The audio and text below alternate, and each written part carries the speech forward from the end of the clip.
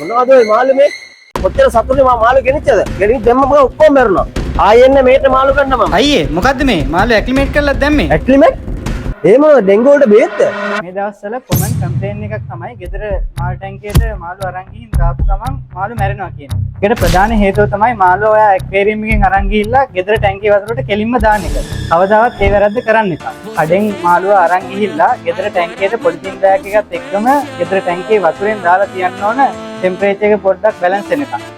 මිනිස්සු 15 30ත් අතරේ තියනවා නම් ගොඩක් හොඳයි. ඔයාලට මේ වෙලාවේ වෙන වැඩක් කරන්නත් පුළුවන්. මම කන්න යනවා. මොකද මම මාළු ඇති කරන්නත් ආසයි කන්නත් ආසයි. ඔයා බෑග් එක ඕපන් කරලා සේෆ් කෙයා ටිකක් දාන්න ඕනේ. ඒකෙන් මාළුන්ගේ ස්ට්‍රෙස් එක අඩු වෙනවා. ඊළඟට විනාඩි 5කට සැරයක් පොඩි කප් එකකින් ඔයාගේ ගෙදර ටැංකියේ වතුර පොලිතින් බෑග් එකට දාන්න ඕනේ. මේක විනාඩි 20ත් 30ත් අතරේ කරන්න. එතකොට ඔයාලට බලා ගන්න පුළුවන් ස්ට්‍රෙස් නැතුව මාළු ඇක්ටිව් ඉන්නවා. ස්ටින්ග්රේ, ශ්‍රිම්ප් වගේ මාළුන්ට ඩ්‍රිප් ඇක්ටිවේෂන් කරන්න ඕනේ. මොකද මේ මාළු ගොඩක් සෙන්සිටිව් කට්ටිය. ඔක්කොම කරලා ඉවරනාට පස්සේ සොෆ්ට් නෙට් එකක් යූස් කරලා මාළු ටැංකියට දාන්න. පොලිතින් බෑග් එකේ වතුර ටැංකියට දාන්න එපා.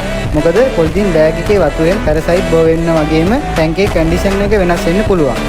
මේ ෆුල් ප්‍රොසෙස් එකට තමයි අපි කියන්නේ ඇක්ලිමේෂන් කරනවා කියලා.